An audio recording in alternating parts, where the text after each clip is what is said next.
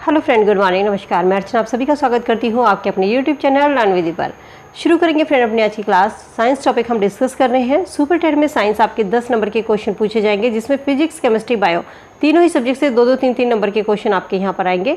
इसमें हम कवर कर रहे हैं बायो। सबसे पहले हम डिस्कस कर रहे हैं बायो की आज हमारी 4th क्लास होगी।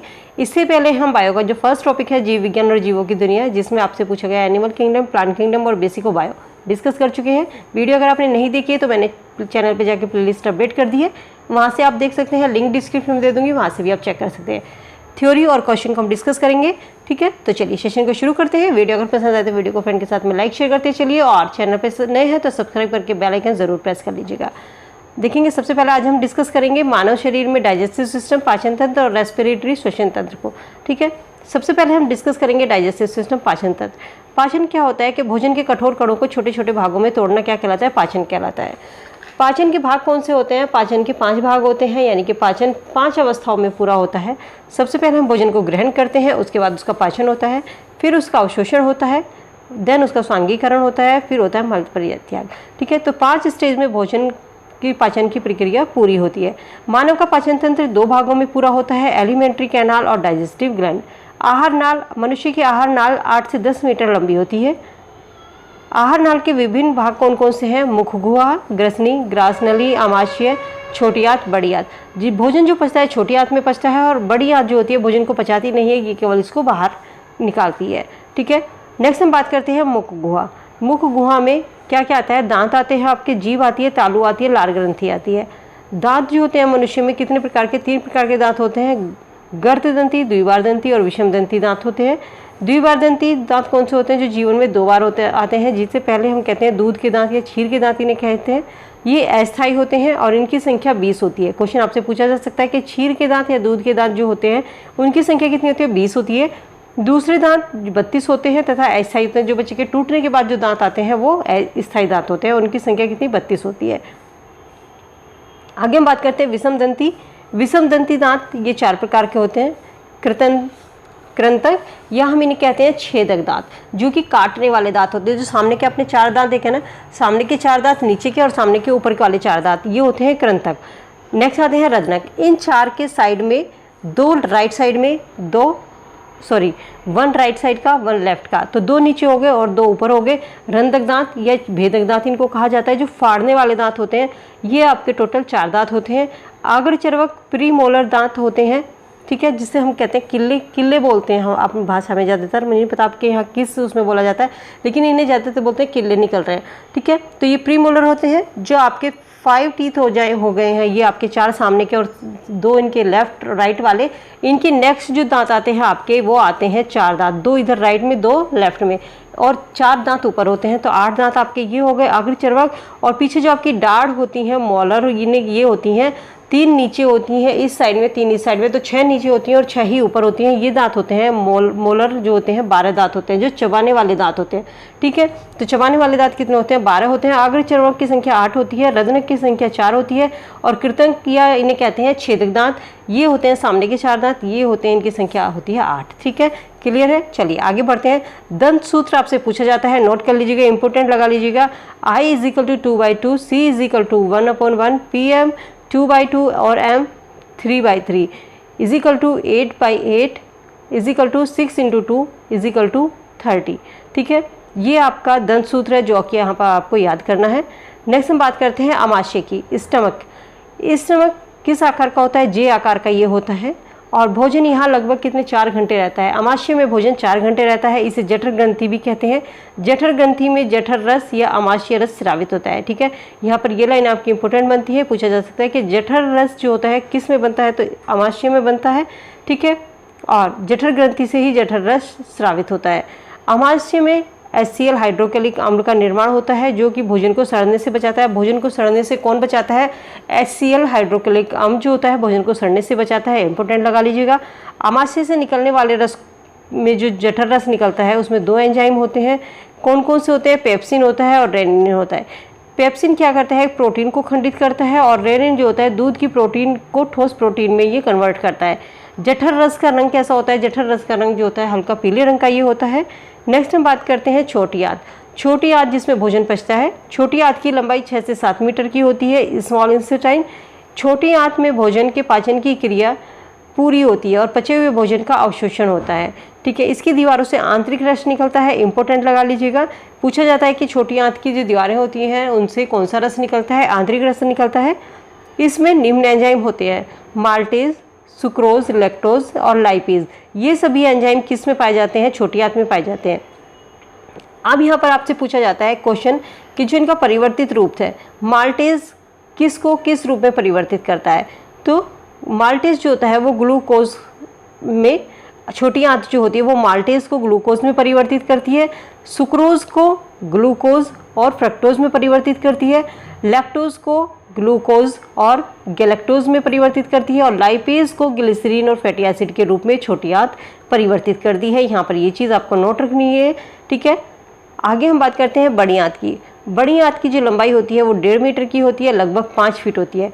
बड़ी आंत जल का अवशोषण करती है तथा शेष बचा हुआ भोजन अपचित भोजन मलाशय में एकत्रित हो जाता है, जो अनस के द्वारा शरीर से बाहर निकल जाता है। बड़ी आंत क्या करती है, जितना भी ये भोजन को पचाती है उसे बाहर की ओर निकालती है। ठीक है, चलिए आगे बढ़ते हैं। इसकी एक ट्रिक है छोटी सी कि छोटी आंत से निकलने वाले जो रस हैं वो कौन कौन से हैं। तो छोटी आंत से निकलने वाले एंजाइम है स्मॉल, इसकी ट्रिक है स्मेल। ठीक है, स्मेल इसकी ट्रिक है। स्मेल से आप याद रखेंगे, एस से सुक्रोज, एम से माल्टेज, ई से इरेप्सिन और एल से लाइपेज और लैक्टोज। ठीक है, लार में कौन सा एंजाइम पाया जाता है, लार में टाइलिन नाम का एंजाइम पाया जाता है। मोस्ट इंपोर्टेंट स्टार लगा के लिख लीजिए, वेरी वेरी इंपॉर्टेंट, ये क्वेश्चन आपके एग्जाम में सबसे ज़्यादा पूछा जाता है। ठीक है, चलिए आगे बढ़ते हैं। लीवर यकृत या जिसे हम कहते हैं पाचक ग्रंथि। यकृत सबसे बड़ी, मानव शरीर की सबसे बड़ी ग्रंथि कौन सी होती है, यकृत होती है। मनुष्य में इसका भार लगभग 1.5 से 2 किलोग्राम होता है। शरीर के ताप को बनाए रखने में ये मदद करती है। यकृत पित्त या पित्त रस, बिल जूस का स्रावित करती है। ठीक है, यकृत किसका स्रावित करती है, पित्त रस का। जो पित्त बनता है, जिसे हम कहते हैं पित्त बन रहा है, वो कहाँ पर बनता है, यकृत में बनता है। यह भोजन को सड़ने से रोकता है। यकृत यूरिया का संश्लेषण इकट्ठा करता है तथा विटामिन ए, डी और B12 का निर्माण करता है। ठीक है, तो विटामिन ए, डी और B12 का निर्माण कहाँ पर होता है, यकृत में होता है। नोट करते चलिएगा फ्रेंड। देखिए, जितना भी टॉपिक मैं आपको करवा रही हूँ, थ्योरी और क्वेश्चन, आप ये ध्यान रखना कि इससे बाहर आपके 3 या 4 नंबर के क्वेश्चन ज़्यादा से ज़्यादा आपके बायो से पूछे जाएंगे। तो जो टॉपिक मैं यहाँ पर करा रही हूँ आपको, इससे बाहर कुछ नहीं आएगा, ये सफिशिएंट है आपके लिए। तो आपको किताबों में या इधर उधर सिलेबस ढूंढने की ज़रूरत नहीं है, कहीं से कुछ भी करने की जरूरत नहीं है। इन्हीं नोट्स से आप अपने 3-4 नंबर आसानी से इसमें क्लियर कर पाएंगे। ठीक है, चलिए आगे बढ़ते हैं। रक्त में ग्लूकोज की मात्रा का निर्माण को नियमित रखता है। ठीक है, रक्त में ग्लूकोज की मात्रा को नियमित कौन रखता है, यकृत रखता है। प्रोटीन की अधिक मात्रा को कार्बोहाइड्रेट में परिवर्तित कर देता है। नेक्स्ट हम बात करते हैं अग्नाशय की पैनक्रियाज। यह शरीर की दूसरी सबसे बड़ी ग्रंथि है।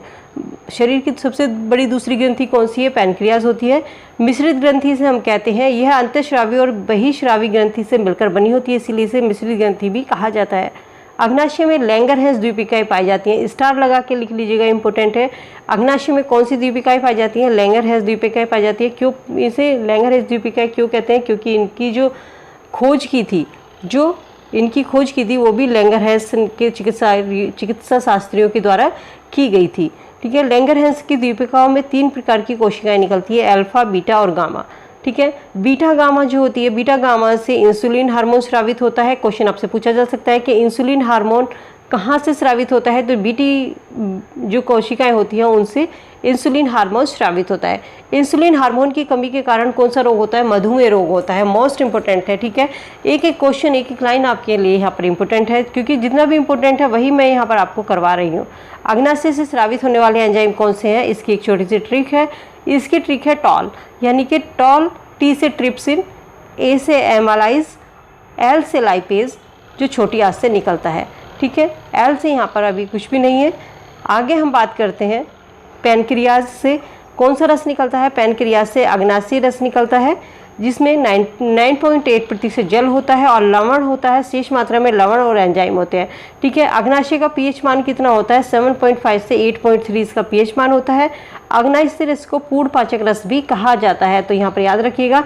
ठीक है, अग्नाशय रस को किस और नाम से जाना जाता है, पूर्ण पाचक रस के नाम से भी इसको जाना जाता है। नेक्स्ट हम बात करते हैं पित्ताशय यानी कि गॉल ब्लैडर की। इसका आकार कैसा होता है? नाशपाती के आकार की एक थैली होती है। पित्त जो होता है बिल हल्के पीले रंग का क्षारीय एक द्रव है। इसका पीएच मान होता है 7.7। इसका कार्य है भोजन को क्षारीय बनाना। नोट कीजिएगा ग्रंथि रस में पाए जाने वाले एंजाइम कौन कौन से हैं। तो ग्रंथि रस जो ग्रंथियाँ जितनी भी होती हैं उनमें पाए जाने वाले एंजाइम, देखिए लार ग्रंथि में टायलिन और माल्टेज पाया जाता है। यहाँ पर आपसे क्वेश्चन पूछा भी गया है कई बार यूपी टेट में कि लार में कौन सा एंजाइम पाया जाता है, तो लार में टायलिन एंजाइम पाया जाता है। जठर रस में कौन सा एंजाइम पाए जाते हैं? जठर रस में पेप्सिन और रेनिन एंजाइम पाए जाते हैं। अग्नाशय में कौन से पाए जाते हैं? ट्रिप्सिन और एमाइलेज पाए जाते हैं। आंतरीय रस, इसमें कौन कौन से एंजाइम पाए जाते हैं? माल्टेज, लैक्टोज, सुक्रेज और लाइपेज और इरिप्सिन। ठीक है, ये सभी चारों जो है किस में पाए जाते हैं? छोटी आंत में पाए जाते हैं। ठीक है, चलिए आगे बढ़ते हैं। श्वसन तंत्र, अब हम डिस्कस करेंगे श्वसन तंत्र, रेस्पिरेटरी सिस्टम। सांस लेने या छोड़ने की क्रिया क्या कहलाती है? श्वसन कहलाती है।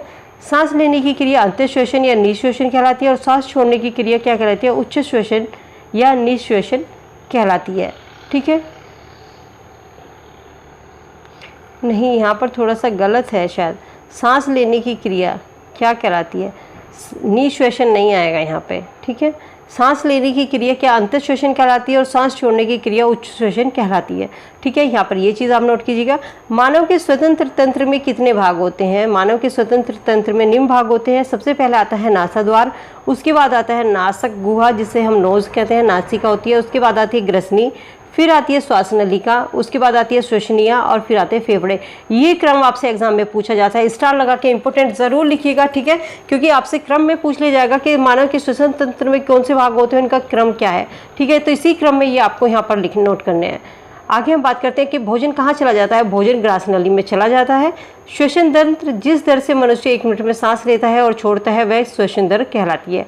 नॉर्मल में मनुष्य 1 मिनट में कितनी श्वसन लेता है? 15 से 18 बार सांस लेता है। और जब व्यक्ति हार्ड वर्क करता है तो वो 25 बार प्रति मिनट सांस लेता है। उपस्थिति के जो छल्ले होते हैं श्वसन में वो किस प्रकार के होते हैं? ई के आकार के होते हैं। ठीक है, दायां फेफड़ा बाएं फेफड़े की अपेक्षा बड़ा होता है। फेफड़े कैसे रंग के होते हैं? फेफड़े लाल रंग के होते हैं और ये इनकी रचना होती है स्पंज के समान होती है। श्वसन तंत्र का सबसे महत्वपूर्ण अंग कौन सा होता है? श्वसन तंत्र का सबसे महत्वपूर्ण अंग होता है फेफड़ा या फुफ्फुस जिसे हम कहते हैं। नासा मार्ग का मुख्य कार्य क्या है? नासा मार्ग का मुख्य कार्य होता है सूंघना। ग्रसनी नासा गुहा के ठीक पीछे होती है।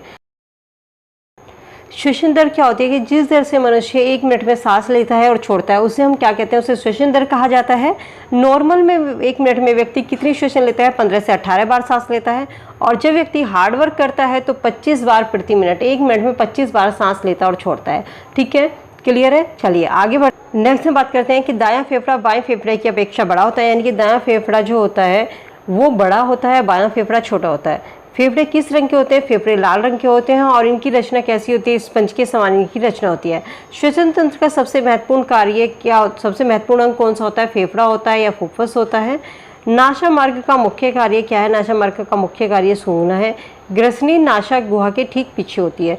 ठीक है, चलिए देखते हैं किस तरीके के क्वेश्चन यहाँ से आपके एग्जाम में बनते हैं। मानव शरीर पाचन तंत्र, भोजन कहाँ पचता है? तो भोजन छोटी आंत में पचता है। ठीक है, भोजन कहाँ पचता है? भोजन छोटी आंत में पचता है। भोजन के पाचन की संपूर्ण प्रक्रिया को कितने अवस्थाओं में बांटा गया है? भोजन के पाचन की संपूर्ण प्रक्रियाओं को 5 अवस्थाओं में बांटा गया है, जिसमें हमने आपको बताया कि अंतःग्रहण होता है, सबसे पहले भोजन ग्रहण करते हैं, फिर उसका पाचन होता है, फिर उसका अवशोषण होता है। अवशोषण, जो पचे हुए भोजन का अवशोषण क्या होता है? अवशोषण होता है जो भोजन पचता है, वो पचा हुआ भोजन रुधिर में पहुंचना, उसका अवशोषण कहलाता है। और पचे हुए भोजन का अवशोषण कहाँ पर होता है? छोटी आंत में होता है। ठीक है, भोजन कहाँ पर पचता है? छोटी आंत में पचता है। फिर उसका स्वांगीकरण होता है। स्वांगीकरण क्या होता है? जो हम अवशोषित भोजन है वो शरीर के द्वारा कितना उपयोग में लाया जा रहा है, कहते हैं ना कि भोजन जो हम खा रहे हैं वो शरीर में कितना लग रहा है, वो होता है स्वांगीकरण, या जिसे हम कहते हैं एजिमुलेशन। ठीक है, इसके बाद होता है मल परित्याग, डिफोरेक्शन, जिसमें भोजन जो है वो कहाँ पर? बड़ी आंत में पहुँचता है और जहाँ जीवाणुओं के द्वारा इसे मल में बदल दिया जाता है और ये फिर बाहर निकल जाता है। अमाशय में कौन सा रस निकलता है? अमाशय में जठर रस निकलता है और इसका रंग होता है हल्का पीला। जठर रस में कौन से एंजाइम होते हैं? जठर रस में पेप्सिन होता है, रेनिन होता है। सुक्रोज और ग्लूकोज को फ्रक्टोज में कौन परिवर्तित करता है? छोटी आंत जो होती है वो सुक्रोज को ग्लूकोज और फ्रक्टोज में परिवर्तित करती है। मानव शरीर की सबसे बड़ी ग्रंथि कौन सी होती है? यकृत मानव शरीर की सबसे बड़ी ग्रंथि है, जिसका वेट होता है 1.5 से 2 kg। पित्तरस कहाँ पर स्रावित होता है? पित्तरस यकृत में स्रावित होता है। शरीर के ताप को बनाए रखने में कौन मदद करता है? यकृत शरीर के ताप को बनाए रखने में मदद करता है। भोजन में जहर देकर मारे गए व्यक्ति की मृत्यु के कारणों की जांच किसके द्वारा होती है? यकृत के द्वारा। यकृत सबसे बड़ा एक सुराग होता है। जब मनुष्य को जहर दिया जाता है तो जो जांच होती है वो यकृत से ही सैंपल लेकर उसकी जांच की जाती है। आमाशय का आकार कैसा होता है? आमाशय का आकार जे के आकार का होता है। और पित्त जो होती है पित्ताशय, इसका आकार कैसा होता है? गॉलब्लैडर का, उसका आकार होता है नाशपाती के आकार का। ठीक है। HCl हाइड्रोक्लोरिक अम्ल का निर्माण कहाँ पर होता है? आमाशय में होता है। हाइड्रोक्लोरिक अम्ल जो होता है भोजन को सड़ने से बचाता है। छोटी आंत से निकलने वाले एंजाइम कौन से हैं? इसकी मैंने आपको ट्रिक बताई थी। स्मेल है, S से सुक्रोज होगा, M से माल्टेज होगा, E से इरेप्सिन होगा, L से लाइपेज होगा और L से लैक्टोज होगा। ठीक है। लार में कौन सा एंजाइम पाया जाता है? लार में टाइलिन एंजाइम पाया जाता है। स्टार लगा लीजिएगा इस क्वेश्चन को। ठीक है। 1 मिनट में श्वसन की दर कितनी होती है? हार्ड वर्क में, जब मनुष्य हार्ड वर्क करता है उसमें श्वसन की दर होती है 25 बार। ठीक है। और जब नॉर्मली व्यक्ति जो श्वसन करता है तो उसमें मनुष्य की श्वसन की दर कितनी होती है? जल्दी से बताइए। मैंने अभी आपको बताया, पीछे मत देखिएगा। ठीक है। कितनी होती है नॉर्मल में? 1 मिनट में श्वसन की दर कितनी होती है? तो 15 से 18 बार। ठीक है। हाँ, 15 से 18 बार श्वसन की दर होती है। अग्नाशय से स्रावित होने वाले एंजाइम कौन से होते हैं? अग्नाशय से स्रावित होने वाले एंजाइम की ट्रिक है टॉल। T से ट्रिप्सिन, A से एनामलाइज और L से लाइपेज। ठीक है। इंसुलिन हार्मोन किसके कारण स्रावित होता है? इंसुलिन हार्मोन बीटा कोशिकाओं के कारण स्रावित होता है। ठीक है। सो फ्रेंड, ये था हमारा बायो का टॉपिक। होप सो वीडियो आप सभी के लिए यूजफुल होगी। वीडियो कैसी लगी है फीडबैक इसका ज़रूर दीजिएगा। आपका फीडबैक हमें मोटिवेट करता है। अगर इसी तरीके से आप हमें फीडबैक देते रहेंगे इससे हमें मोटिवेट होगा और आपके लिए जो भी कंटेंट है सुपर टेट से रिलेटेड, आपकी भर्ती से रिलेटेड, एग्जाम से रिलेटेड, वो मैं यहाँ पर आप सभी को कंटेंट उपलब्ध कराऊंगी। वीडियो अगर पसंद आए तो वीडियो को लाइक शेयर करना ना भूलें। चैनल पर पहली बार आए तो सब्सक्राइब करने के साथ साथ बेल आइकन भी ज़रूर प्रेस करिएगा, ऑल पर क्लिक करिएगा। ठीक है। जिससे इसी तरीके का कंटेंट आपको मिलता रहे। चलिए मिलती हूँ नई वीडियो में नए टॉपिक के साथ। तब तक के लिए goodbye, be happy, be safe. Thank you so much.